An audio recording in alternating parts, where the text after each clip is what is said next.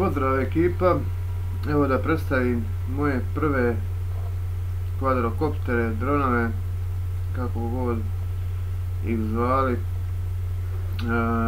To su dakle JJRC, imam dva komada ovoga H31 koji se pokazao stvarno fantastičan.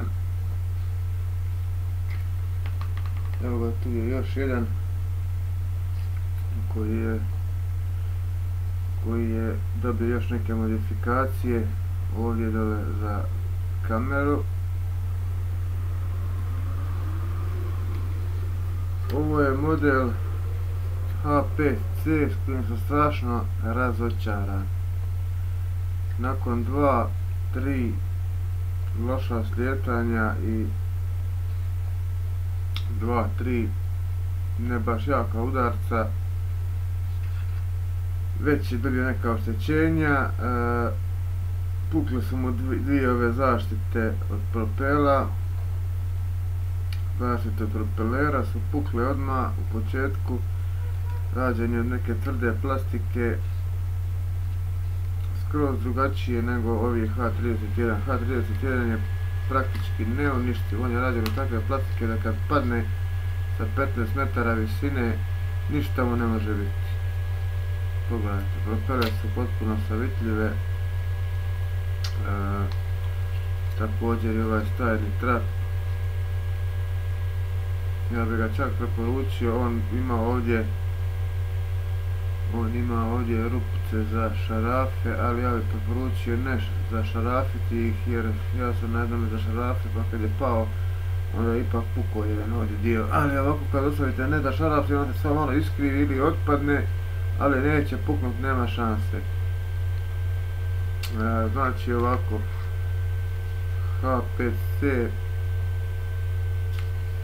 model JJRC H5C sa kamerom.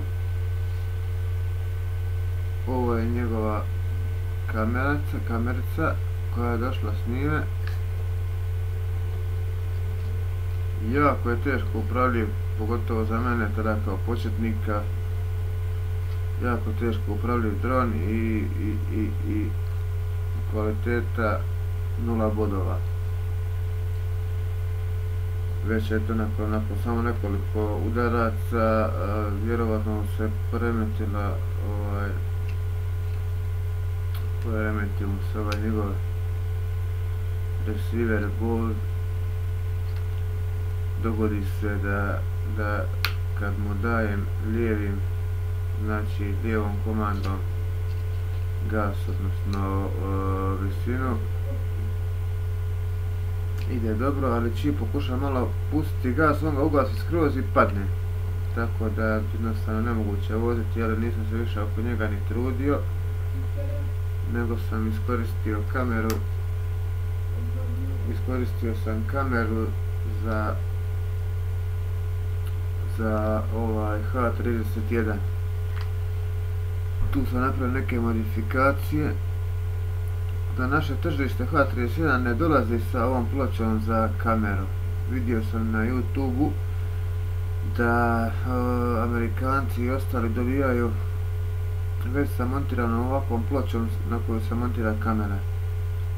Ali ja sam iskoristio sa ovoga H5C, skinuo ovu ploču koja je njemu na zatvaraču baterije i malo je skratio, zašarafio i tako sam dobio mogućnost da montiram kameru ovako, ali ne mogu da šarafiti od ozdo, stoga je potrebno ili skinuti ovo pa sa gumicama malo steviti, ali ja prakticiram jednostavno selotejpom zalijepim okolo 2 džira i to stoji kao saliveno. Samo je problem što onda sa ovom originalnom baterijom njegovom od 400 mAh, to je ova JJRC 400 mAh, baterija ili neke zamjenske od 300-350 koje mogu stati u njegovo kućište. Ne možete s kamerom letiti duže od nekih 4 do 5 minuta.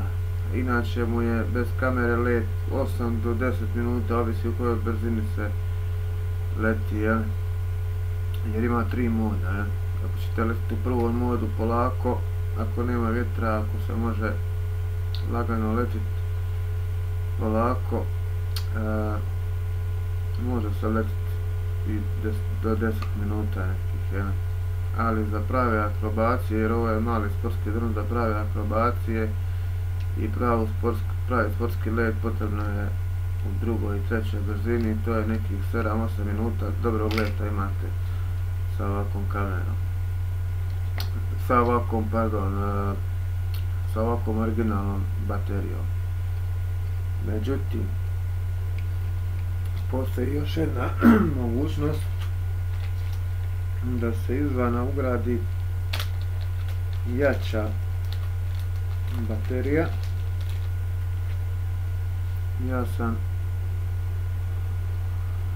Ja koristim ove baterije od 600 mAh koje idu u originalu u HPC model. Znači nju isto tako zalijepim s vanjske strane odozdo, s donje strane ukopčam je.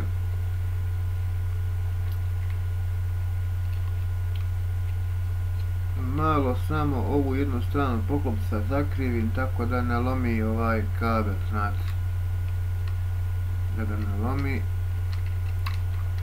Ukopčano ovdje standardno što vi ukopčuju ovu koja ulazi unutra. Zalijepim selotepom. Vidio sam neki ljudi lijepe onu traku na čičak dole i na bateriju, to je isto vrlo praktično, puno praktičnije možda nego ovaj moj sistem lijepljenja na selotep, tako da ću vjerovatno i ja nabaviti te trake na čičak. I onda se može s ovom baterijom bez upotrebe kamere, može se dobiti nekih sve skupa 12 do 15 minuta dobrog leta, znači i u drugom, trećem modu i akrobacija i baš lijepe zabave, do 15 minuta recimo lijepe zabave s ovim malim kvadrokopterom. Tu je ovaj moj drugi veći, ovo najveći nego isti, ali ostavio sam ove zaštite. Ostavio sam ove zaštite za propelere. Vidite kako je to napravljeno, s kakvog materijala je to napravljeno. To nema šanse da pukne, jednostavno nema šanse. Ima na YouTube videa gdje ljudi ga gaze nogama. Čak sam gledao jedan ruski snimak gdje prelaze autom preko njega i opet motori rade, samo su promijenili propelere, slomili skroz i on je opet letio, nevjerovatno, stvarno nevjerovatno. A rezervni dijelovi se na internetu mogu naći jako povoljno. Evo, meni baš treba ovaj stajni trap koji mi je pukao, na njemu našao sam 2 para za $1.50, ja mislim, tako nešto. Isporuka je 15 do 30 radnih dana, ali mislim stvarno džabe. Također njegov receiver board sa antenom za JJRC, gledao sam na internetu, dođe $7,5. Za $7,5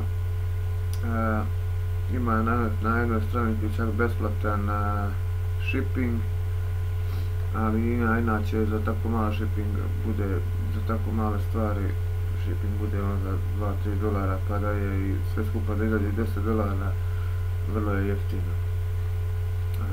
Na njega isto se vidite kako on dođe, znači bez on dođe u originalu bez one ploče za kameru, ali ima ovdje, ovo je kamera input, znači tu se ukopča kamera Ovo je off, on, zapaljenje i gašenje drona. Tu je dakle kućište u koje ulazi originalna baterija. Znači ako ćete stavljati jaču bateriju, ovako malo samo zakrivite jednu stranu da ne lomi kabel originalni. Kada ovo zatvorite, stavite jaču bateriju, zalijepite je selotepom, spojite i imate dobrih 5 do 6, nekih 5-6 minuta leta, ovisno o načinu leta.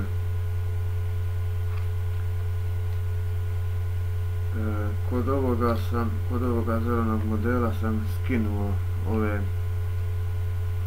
zaštitnike, branike propelera, ne bi li ga pokušao malo olakšati zbog otežanja kamere, mada nisam dobio ništa posebno s time, jer kamera i sama troši bateriju, a i dodatno ga oteža, tako da skidanje ovih laganih zaštitnika stvarno ne znači puno. Ne znači puno, ali nije niti nešto opasno za njega, jer vidjeli ste kako su propeleri stvarno to neuništivo, jednostavno neuništivo. Za početnike preporučio bih ga svakako jako upravljiv, pogotovo u prvom modu. Za početnike prva 2-3 dana nemojte uopće stavljati drugi i treći mod, nego učite se u prvom modu. Fantastično je drugi i treći mod, malo za napredne već letače, fantastične akrobacije, može izvoriti lupinge, bočne, prednje, stražnje, okretanje u mjestu, slobodni pad, pustite ga, dignete ga na 30 metara i slobodni pad od 15-20 metara, ono svi gledaju će se raditi, onda ga na jednom dignete, ono opet, nevjerovatno, stvarno zabavan mali dron. Inače, domet je oko 80 do 100 metara.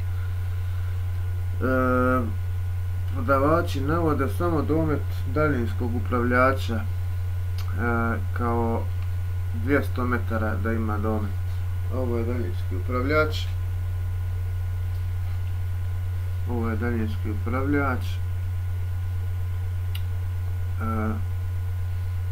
Tu je mali LCD ekran na kojemu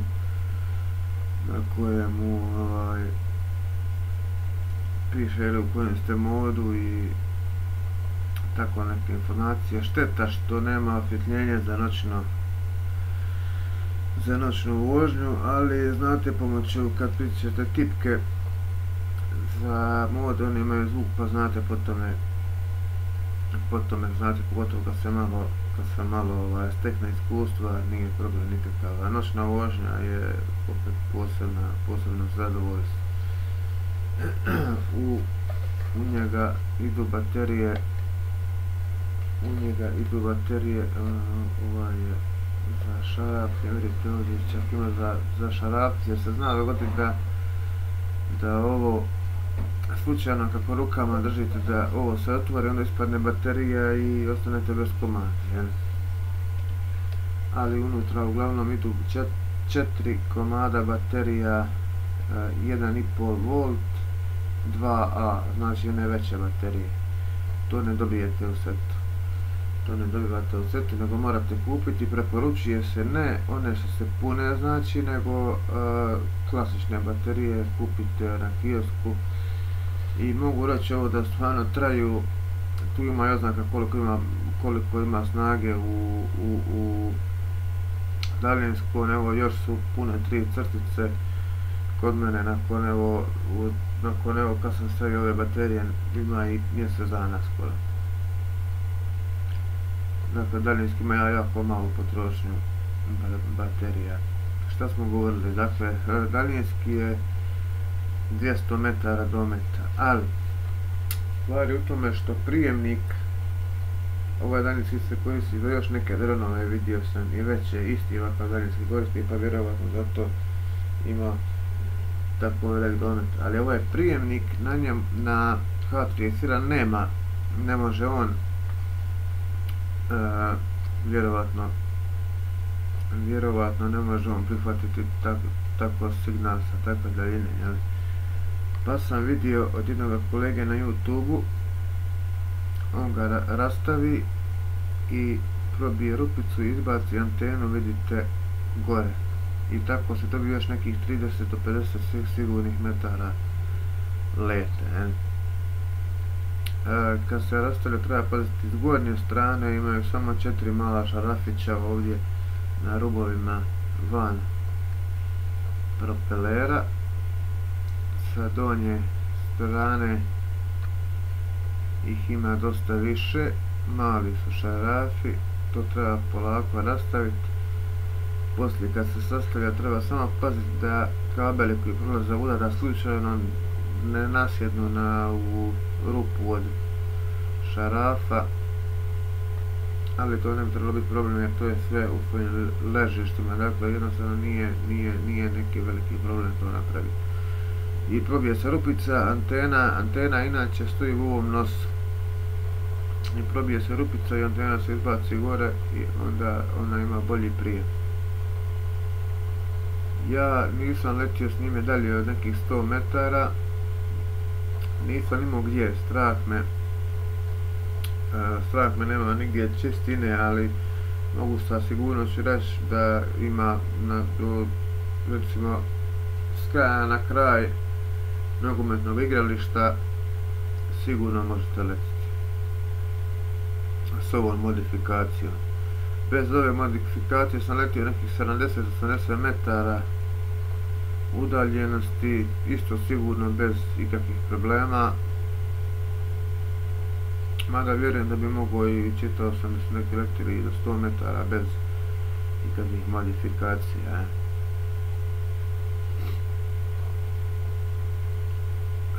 Iako sam na YouTube čitao da dosta dobro podnosi vjetar i to ne bih ga baš preporučio po našoj buri i jugu, tu su ipak malo jači vjetrovi, jel?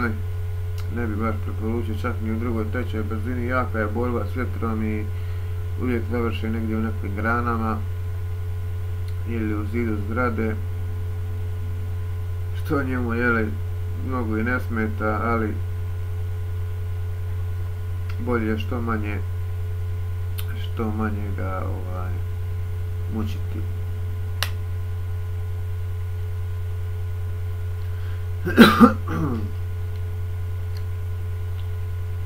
Dakle, stvarno isplatilo za te novce, jako isplatio dron. Ja sam kod nas platio u Hrvatskoj, dakle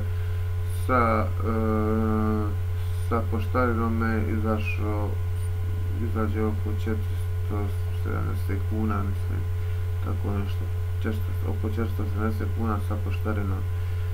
Dobijete set rezervnih propelera, dobijete naočale, sunčane naočale, obavezno staviti ako se leti po suncu, znači obavezno staviti sunčane naočale, jer koliko god se vi okrenuli da vam sunce ne blješti, morat ćete doći u priliku kao ja jednom da u tom zanosu zabave okrenete se prema suncu i onda nema šanse ga vidjeti, jednostavno ako nemate sunčane naočale jedva sam ga vratio nazad. Ima na daljinskome taj ključ za povratak, to je ovdje ova lijeva tipka, dakle to je taj headless, znači onda on isključi komande po glavi, znači naprijed, nazad, lijevo, desno, nego sa ovom jednostavno ga vraćate prema sebi sa jednom komandom. Dakle, on pamti pomoću ovoga svoga kompasa, pamti mjesto odakle je krenuo, ali dakle nije to kao po GPS-u da vi možete udaljiti negdje van dometa vašeg vida. Potrebno je uvijek imati na oku. I što je još jako bitno je da nema prepreka između daljinskog i njega. Dakle, ne ga spuštati ili ići iza neke zgrada, lako se dogodi da ostane bez signala i padne bez obzira na daljinu. Bitno je uvijek pratiti ga okrenut daljinskim upravljačem prema njemu. Šta bi još mogli reći? Vidio sam da je vodootporan. U to sam se uvjerio prije nekoliko dana. Sletio sam s njim, navečer sam sletio sam s njim u jednu lokvu, nisam vidio, sletio sam s njim u lokvu i to još se ovako odbio od lokve, kako je lagan, nekako sam naglo aterirao, odbio se od drugog lokve i upao ovako cijeli u lokvu i stvarno nikakvih problema poslije nema. Nikakvih problema.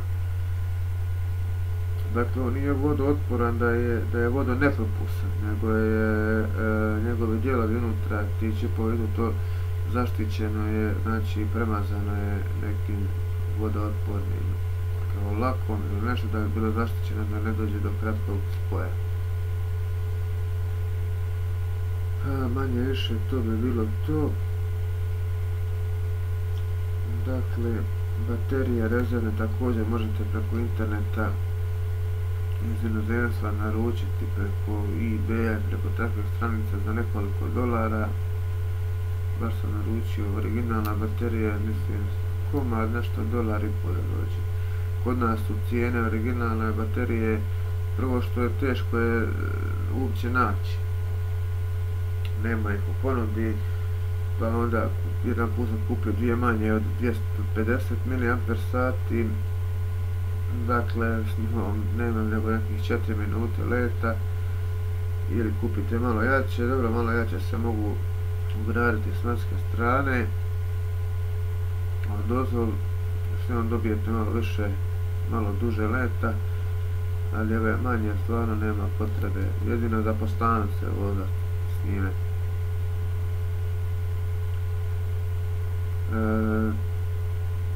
To sve koliko sam vidio može se naručiti i dakle ako je potrebno i dodatni setovi rezervnih propelera, ove zaštite, sve se to može naručiti, pokupac gornji, donji, i to se sve može po nekoliko dolara, čak skoro ispadne u dijelovima kad bi ga naručio, jeftinije ispadne nego da se naruči cijeli. A komplet dođe, vidio sam na nekim stranicama oko $30 koštaju, od 25 do $35. Mislim da je shipping 15 do 30 radnih dana. Negdje je shipping besplatan, negdje košta nekoliko dolara, ali uglavnom opet izađe jeftinije nego kod nas. Ali mislim da ni za naše uvjete nije skup, dakle sa dostavom oko 470 kuna, s tim da naručite ga danas, sutra je kod vas. Stvarno, ja sam prezadovoljan. Firma koja ga prodaje ima i servis i rado će vam pomoći. Ja sam ih imao sam jedan problem, dakle nisam znao da ga poslije svakog malo žešćeg slijetanja ili udasa treba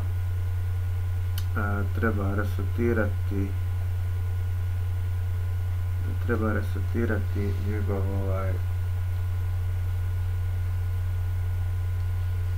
njegov žiroskop. To ćemo sad pokazati na ovom modelu. Dakle ovako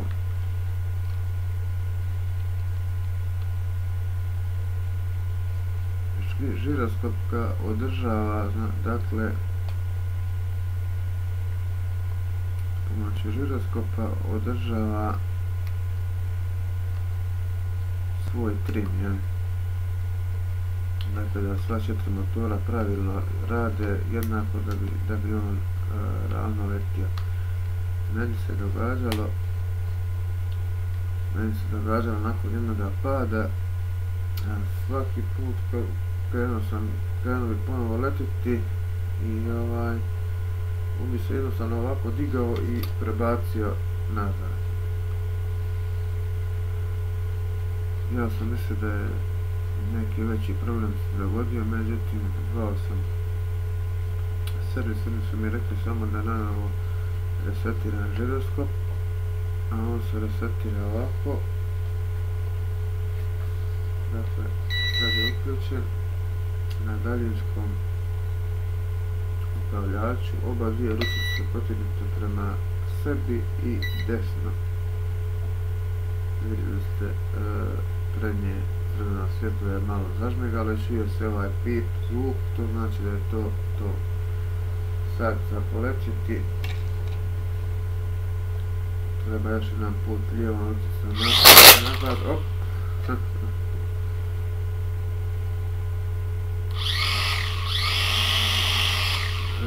Nekad treba, ja sam to već prije napravio, makinalno, znači ovom ručicom naprijed nazad, to je dakle kad se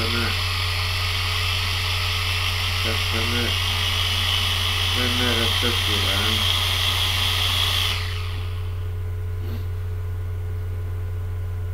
Vidite, jako je praktičan.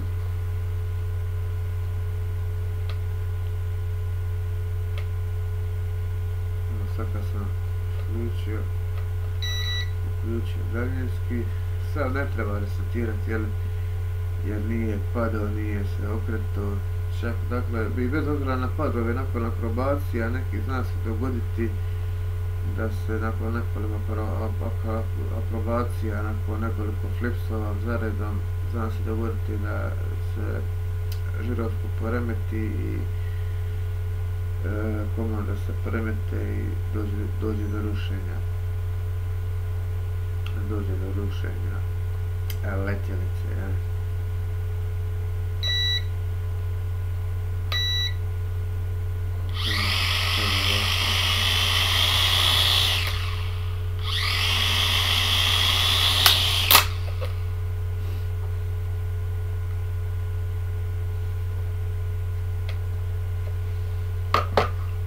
To bi otprilike bilo to.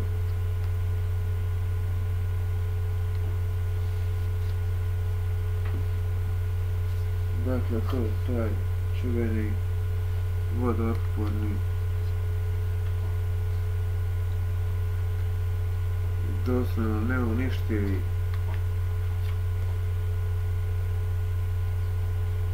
JJRC H31 model.